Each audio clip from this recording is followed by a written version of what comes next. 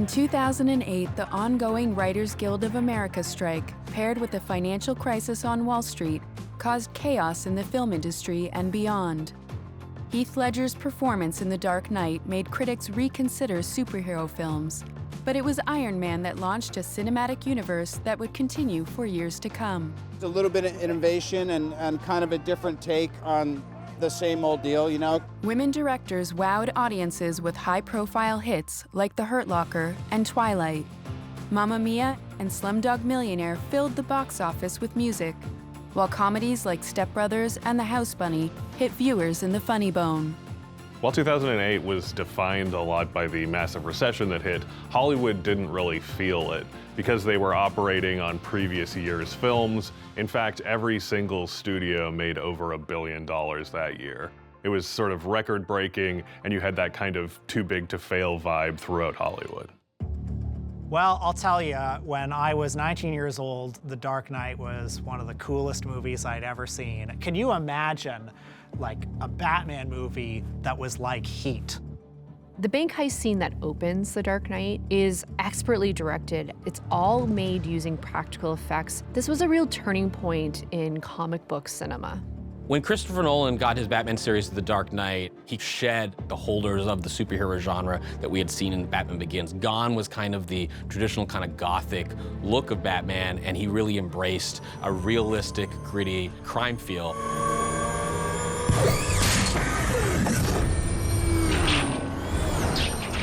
I liked how they focused a lot more on the sort of forensics aspect of Batman and tracking the Joker and the bullet fragments that he has to analyze and trajectories and stuff. Because Batman is known as the world's greatest detective, so it's good to have him doing some detective work in it.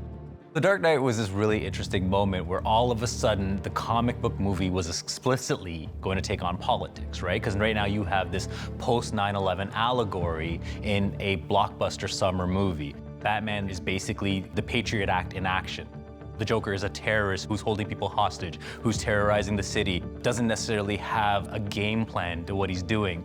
It was the beginning of this cultural conversation of how do we value superhero movies that went on for the next 10 years, 11 years, until Black Panther finally did make it to the Best Picture nomination list.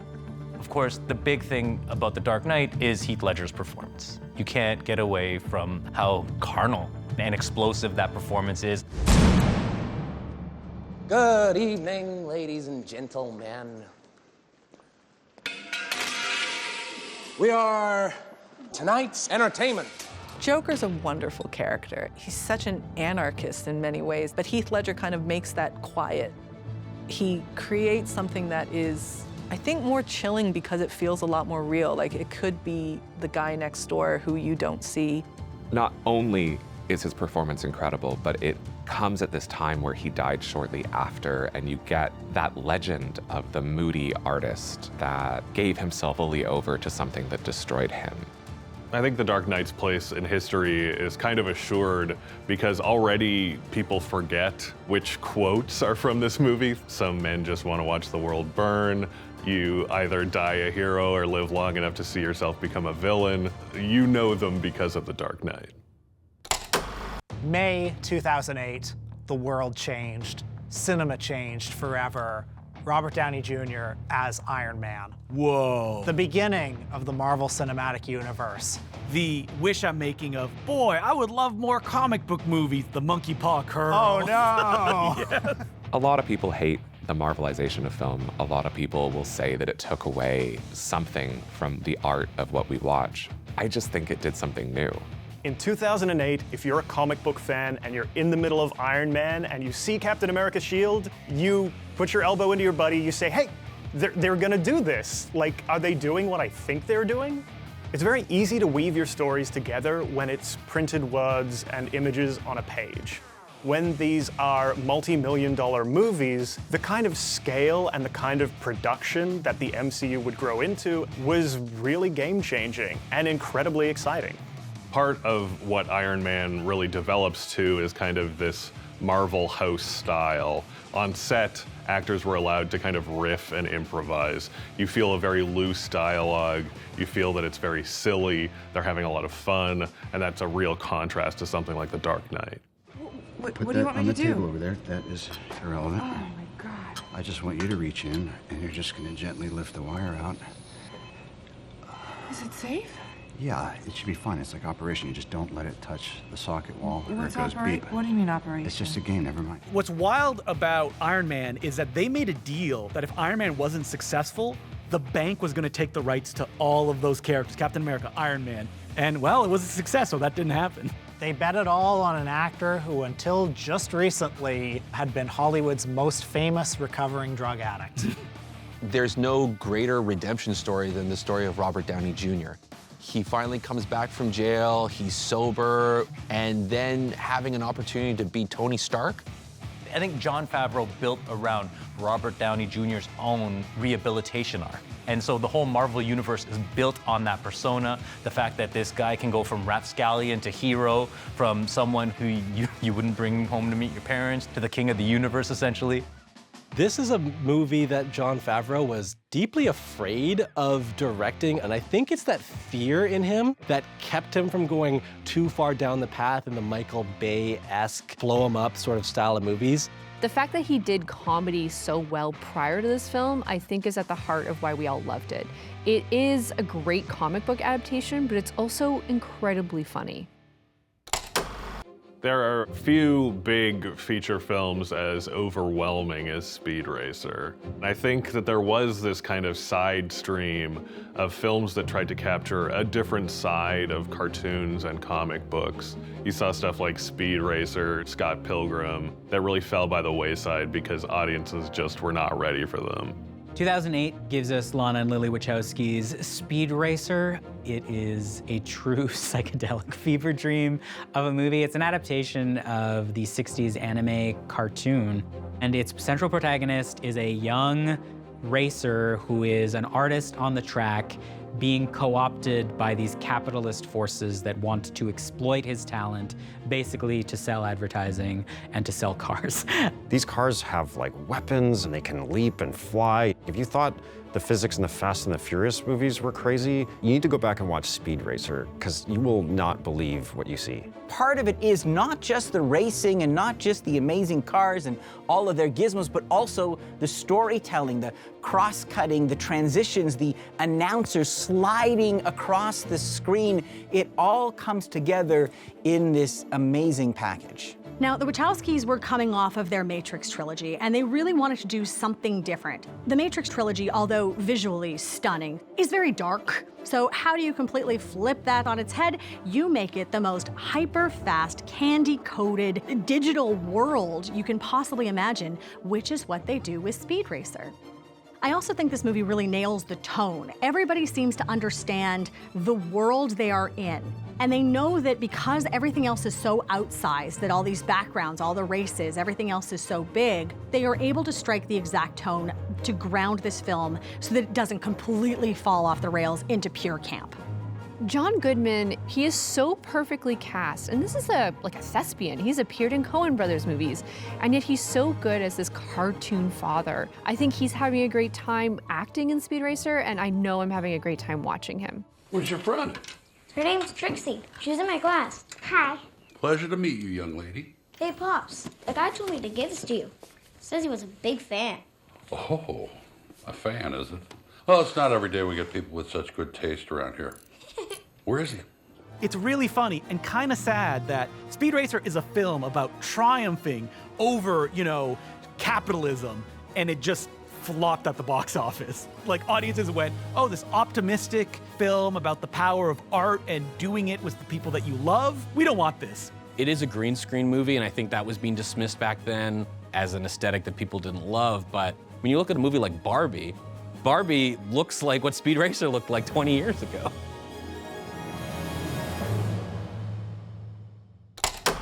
The Oscars celebrating 2008 had a lot of interesting adult dramas, but probably the best ones are actually made by filmmakers who just a decade before were indie outsiders. We're talking about people like Gus Van Sant and Danny Boyle, people who are stretching themselves beyond their typical sort of narratives into very unusual films. Milk is an interesting case. It comes out the year of Obama's election. There's this tremendous feeling of change and hope. So it's telling that Gus Van Sant releases Milk about Harvey Milk into that zeitgeist. It's an important movie. It is the first gay man, openly gay man, to be elected into public office. It is someone who the entire queer community looks at as having shaped our safety. Sean Penn makes you believe that he loves Harvey Milk. Sean Penn absolutely deserved that Oscar for such a compassionate portrayal of Harvey Milk. They are looking to us for something tonight. And I say, we have got to give them hope! I also have to give Gus Van Sant so much credit. There's just something about that camera in this film that lends an objectivity. Welcome to Cast Your Camera. Yeah, you know, I would like to join the, what's it called, the Eureka Valley Merchants Association. I'm not an interloper. A Jew, perhaps, but I hope you'll forgive that. If you open those doors, the Merchants Association will have the police pull your license. Under what law? Excuse me? Normally, if you have a film that you know is going to be up for Oscars, you release it to film festivals, you release it in advanced screenings for press. Milk, though, didn't do that because of the very important political moment that was happening in 2008. Milk was released around the time of the vote on Proposition 8 within the California legislature, and it would have effectively banned gay marriage if it had been voted through. I think everybody involved knew that they had to be very careful. They didn't want to make the film extremely wrapped up in the conversation around Proposition 8 and gay marriage, but at the same time, it's undoubtedly a political film. So its release saw things like people demanding a boycott of the film at Cinemark because the owner donated to Prop 8. There's just this upswell of actual political change around the movie, which is very heartening. Certain movies come out at the perfect time for what their topic kind of grapples with. And I think Slumdog Millionaire is one of those moments. It's a time where the world is terrified about what money is left. And then it's a story about just who you are being enough to make you a success. Slumdog Millionaire is kind of this global, Bollywood-infused Dickensian story. It's the ultimate underdog film, and I think that's why it hits so hard in 2008. The first 15 minutes is so captivating, so exhilarating, that I think I cried. Danny Boyle's films are always really kinetic. They're really handheld in their camera work sensibility. They're very on the level of the people that he is filming with. There is a rhythm and a momentum and an adrenaline rush. It's just a roller coaster ride that is nothing but sheer joy. I think Danny Boyle did an excellent job of harnessing of freshman actors. He saw that Dev Patel had a natural charm on screen, and he was able to bring out all the best parts of that. It's an incredible performance. The nuance that he puts behind it and the complexity he puts behind a character that could just have been the weepy kid, a punk teenager. There's so much vulnerability in his performance. We just had to skip. Naya. Left a message for you at work. Waited weeks for you at Nagpur. There was no message. Hi. I definitely left a message. There was no message. There was no message. There was no message! Slumdog Millionaire was an Oscars juggernaut for 2008. It had 10 nominations and it won 8 Oscars, which is remarkable when you consider that there was no Hollywood backing for it. I think everybody just wanted to really get behind and champion a film that seemed really authentic to them, and they wanted to experience something that we don't get to see often on screen. With Slumdog Millionaire, I think it's important to remember in 2008, international film was not that accessible. Streaming services were kind of just starting up. So a film depicting India at all, especially for smaller cities in North America, would kind of be unusual and exciting. 2008 was the beginning of a new era in Hollywood, but it also looked back to Hollywood's history. You have films like The Fall, which is kind of an homage to silent cinema. You had films like The Curious Case of Benjamin Button. These were films that were kind of atypical for Hollywood blockbusters. Benjamin Button feels like an unusual film for David Fincher. And he said a lot of it is from the pain he had at the loss of his father. His father had pancreatic cancer, and it really made him look back and examine the kind of life and death moments in somebody's whole, existence and what that means. The film is structured around its central gimmick, Benjamin Button's aging backwards, but it really uses that fairy tale story to tell a really beautiful, at times poetic, and kind of mythic story that is larger than its characters or its places. It's the most direct hit towards your feelings from Fincher. He just finds kind of poetry in lovely moments. Everyone always talks about the caviar scene in Benjamin Button, and I think it's kind of the small moment in the film that speaks to why it works as a whole. And don't eat it all at once, because that way there's nothing left to enjoy. Oh, and now, take a little swallow of vodka while it's still in your mouth. I think it's interesting in that David Fincher was trying things, that he was obsessed with the kind of technology to de-age Brad Pitt. I mean, the moment when Brad Pitt shows up as 20-something Brad Pitt and he looks like he's come out of Legends of the Fall, that's kind of cool. It is. You kind of gasp a little bit. She's beautiful, like a mother. Does she dance? Not very well. I guess that'd be from my side of things. There is a shot late in Benjamin Button that just overwhelms me every time I see it or even think of it, which is where Benjamin, who's now deep into old age, which means deep into childhood, is walking with Cate Blanchett's character, his former friend, childhood sweetheart, who he has now forgotten. He sort of just reaches up and kisses her on the cheek. Benjamin Button is flawed, it's imperfect, but sometimes when you get the crack in the armor, sometimes when a filmmaker as cool and precise as Fincher opens himself up to mistakes, he also opens himself up to a kind of beauty that's not present in his other movies either. Tarsem Singh's The Fall is beautiful, it's colorful, it's engaging, and it's a film about storytelling. It's about an adult weaving a world for a child that keeps them both safe and delighted and removed from the reality they're in.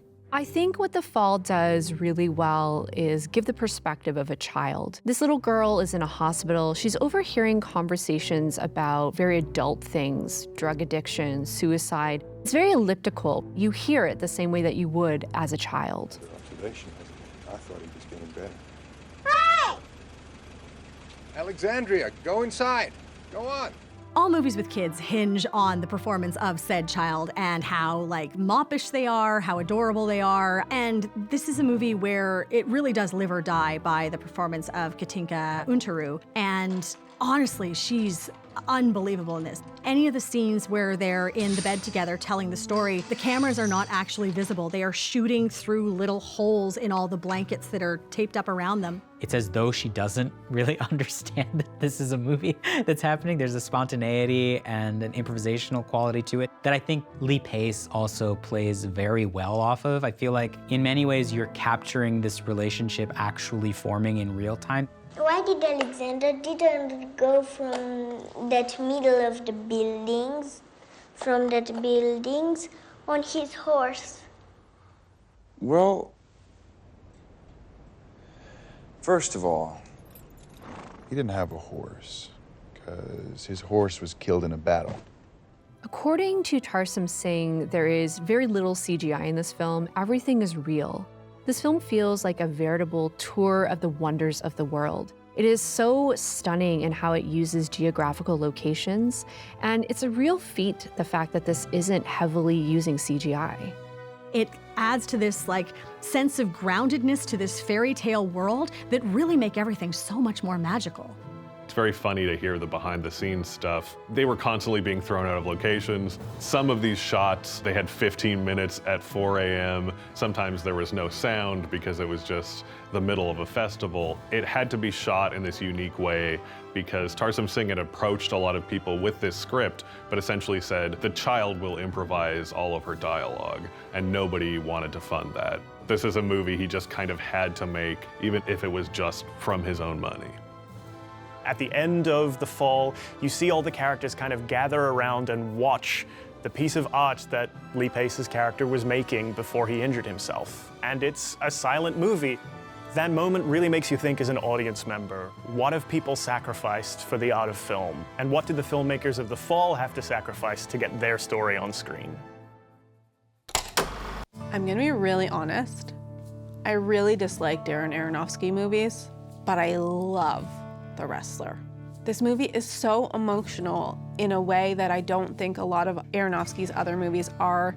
It isn't afraid to be earnest, and it isn't afraid to break your heart. If you watched the trailer for The Wrestler in 2008, you might be mistaken and think this is a feel-good film about a man reconciling with his daughter. It's not. The scenes with Evan Rachel Wood are kind of terrifying. They're really despondent, and I think that's very accurate for the kind of character that Mickey Rourke is portraying. What do you want from me? What do you want? I just been alone, and you're my daughter, and I love you, and I just needed to see you. It's bullshit. Rourke plays an ex-pro wrestler, or not an ex-pro wrestler, an ex-star wrestler named Randy the Ram Robinson. His life has long since fallen apart. He's a completely abject figure, and Rourke is really brilliant. The script could have been written on like a cocktail napkin in the 1930s. It's like, will he reconnect with his estranged daughter? Will he have one last match and, redeem himself?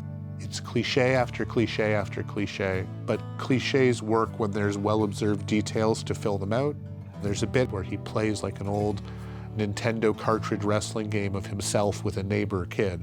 So they had to create the fake Nintendo game with the fake Mickey Rourke character in his glory days. And it shows how just a little observation to detail these kind of granular things as a movie maker that you can do. All right, hold on. There we go. All right, there it is. Ram jam. You finished. Okay, one more. I gotta go. Huh? I gotta leave. I just gave you an ass whipping. Don't you want to get even? No, that's okay. Huh? All right, I'll catch you later, all right? All right, see you. The Wrestler was the first movie that I can recall about wrestling that really painted a picture of how it deteriorates the body and how painful it is and how real the actions that they are doing on screen are. In addition to Randy's story of being a wrestler, we also see Marissa Tomei's character, who is a dancer. She's an exotic dancer, and she is feeling tired of the game. She's not being chosen to go into the private room with the guys anymore because they say she's too old. I think that this movie really captures the feelings of otherness that you start to feel as you get older and your body is no longer perfect. There have been a lot of bizarre love triangles, perhaps none so bizarre as this adaptation of the young adult novels by Stephanie Meyer. It cost only $37 million to make. I say only, like I have that in my back pocket. But that's what they made back on the very first day of ticket sales, because of course the books had sold something like 250 million copies. The chemistry between Robert Pattinson and Kristen Stewart, it's so palpable and it's so real, where you buy that she would risk her life to be with this guy. You're hook, line, and sinker. And I think part of that is Kristen Stewart. At that time in her life, she was a little bit uncomfortable and a little bit awkward, and I think that that is Bella to a T. Bella is kind of this strange girl who has a weird magnetism.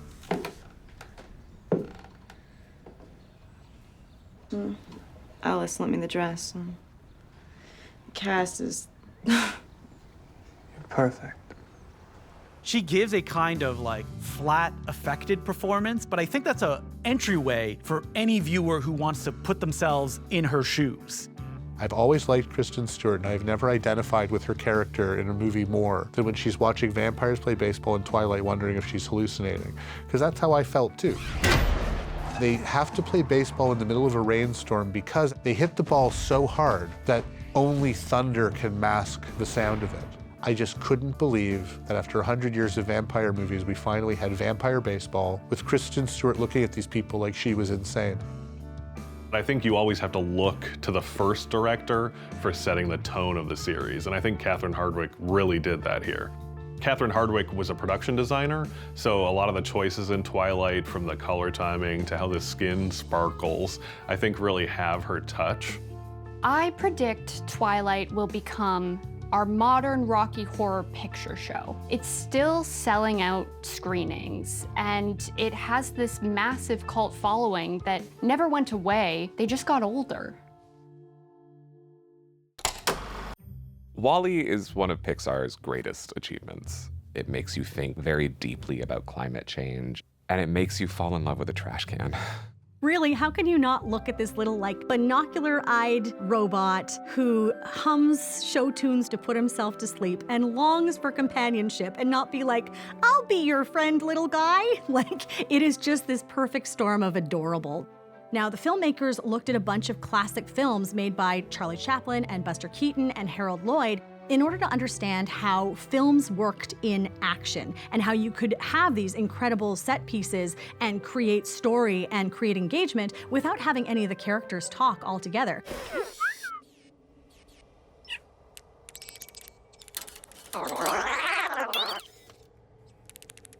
WALL-E is a very standalone film in the Pixar canon in that they somehow got away with making a full-blown art film, which they've kind of like tiptoed into in the past and after, but this is the one film that it feels fully realized. WALL-E is shot like a movie. Like, you would think there's a camera there because it's very thoughtful about the positioning of the camera as it's following WALL-E.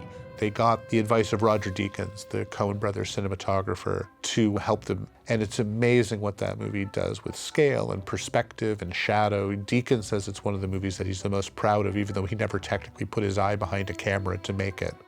The kind of hidden hero of WALL-E is sound designer Ben Burtt. He's somebody who has been working since Star Wars. He is pretty much the voice of WALL-E. They really credit Ben Burtt with a lot of the emotion and feeling in WALL-E. Name? Wally. Wally. Wally.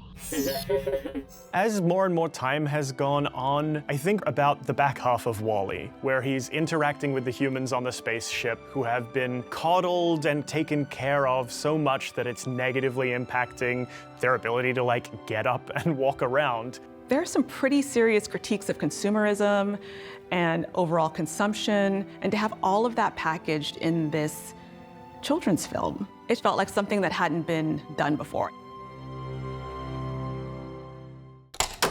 By 2008, you were seeing a lot of Gen X becoming middle-aged, facing their own mortality, and I think you see a lot of indie films considering what death means to life itself. In Bruges deals with two characters that are contract killers. They've killed so many people and it's kind of brushed off entirely, but the killing of a single child becomes this unforgivable act, even though it was an accident. Every time I watch In Bruges, I always forget how dark it actually is. And I think the reason for that is that you just enjoy spending so much time with these two people. They're not good people, but they're funny and they're charming and their chemistry together is absolutely stunning. I'm not being funny, we can't stay here. We've got to stay here until he rings. Well, what if he doesn't ring for 2 weeks? Then we stay here for 2 weeks. For 2 weeks? Bruges, in a room like this? With you? The F word is uttered over 125 times in Bruges, and it's a film that's only 107 minutes. When you think about that, it's hilarious because this is written by someone who has won 3 Laurence Olivier Awards. When I think of Martin McDonagh, I think of him more as a writer before I think of him as a director. I think of him as someone who does a lot of sharp dialogue, and it makes sense. He comes from a playwright background, and so when you think of a gangster film, he puts a lot of that sharp dialogue that you associate more in a play than you would ever in a film. What I think I asked you was, could you go blow his head off for me? He's suicidal. I'm suicidal. You're suicidal. Everybody's suicidal. We don't all keep going on about it. The dragon at the center of it is Harry, played by Ralph Fiennes. Is there another actor who can do more with the F word? Like, he kind of reinvented the gangster formula with his just like love of language and how he delivers, like brings something really Shakespearean to a gutter gangster. I love it. Synecdoche, New York, is Charlie Kaufman's directorial debut, but I think it's also his apex film. Synecdoche, New York was at a time when Charlie Kaufman's reputation as this boundary-pushing, deconstructionist screenwriter was at its peak. This was his first directorial effort, and it was an opportunity for him to take his style to the extreme. You're in the scene, you're not just filming it. You're in the scene. Just like that. As you're telling him this, you realize that you're attracted to him also. I think one of the most impressive parts of Synecdoche, New York is how slowly it unfolds into surreality. Time starts moving faster and faster, and things start getting more unusual. You see a woman who buys a house that is already on fire. It feels a lot like when something's going wrong in your life. When you read reviews from 2008, critics loved it, but no one could really describe it properly. And I guess that enigma is still why it appeals so much. Synecdoche, New York starts with something extremely small, which is a very small little guy, played by Philip Seymour Hoffman, who has a very small little talent as a playwright and who gets a MacArthur Genius Grant of a few $100,000 to realize his latest work. He actually has to recreate his life on a soundstage, and then he has to include the recreation in the recreation. It's an incredibly complicated world-building movie. It's 60-plus locations, many visual effects, and there's a dream logic at work, but it's not a dream. I mean, it's a very funny movie. I think it's great. But it's also a movie about the impossibility of art to encompass life and about just the hardness of life. One of my favorite scenes in Synecdoche, New York is with Jennifer Jason Leigh. She's been living in Germany for a little while, and she experiences our protagonist and all of a sudden starts speaking with this German accent. It's so absurd, and it's kind of this key moment in the film where you realize you are entirely in the protagonist's head. She's almost over 11 now. She's my muse. I love her.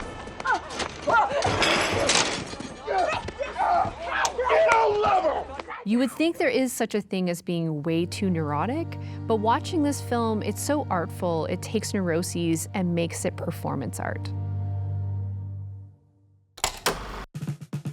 When I watched Step Brothers, I knew 5 minutes in I was watching the peak Will Ferrell era, and I was watching the Citizen Kane of comedies. I was watching something innovative, I was watching something fresh. There's just something about it that I think is just gonna stay modern for a really long time. I feel like I've regressed to a teenager watching this bro humor, and you know what? It's okay. Sometimes you just need some good bro humor to get through the day. What makes this film so transcendent is how much these two idiots love each other. No one really understands them, they don't have friends, and they really stick together to kind of realize their very mediocre dreams. The thing I love the most about Will Ferrell and John C. Reilly in Step Brothers, and in that era of their films, is the conviction to go all in on their characters. Can we turn our beds into bunk beds? Yes. Why are you guys so sweaty? All right, we've already figured out how to do this. The beds match up perfectly. And here's the thing, it'll give us so much extra space in our room to do activities. Please say yes. You don't need permission from us to build bunk beds. You're adults. You can do what you want. So... What makes Step Brothers so funny beyond it just being the Will Ferrell and John C. Reilly show is how many of the characters play it totally straight. And I'm speaking specifically about Mary Steenburgen and Richard Jenkins, who play the movie not as if they're in a goofy comedy, but as if they're in a drama, and they really have to deal with these screw-up kids. If everybody in the film was just riffing, it wouldn't be as successful. You kind of need those straight men to really let Will Ferrell and John C. Reilly kind of do their things and let the comedy come out of that. All right, that's it. That's it. You two guys leave me no choice. No television for a week. What? We are so serious, guys. You're high! Are you out of your mind? Goes in Robert's wall safe, On. and it's gonna stay there. No! Okay. This house is a prison! I'm playing bullshit! It's probably the greatest movie of that year, probably a great movie of the decade. I think anyone who thinks otherwise underrates Step Brothers as a modern movie classic.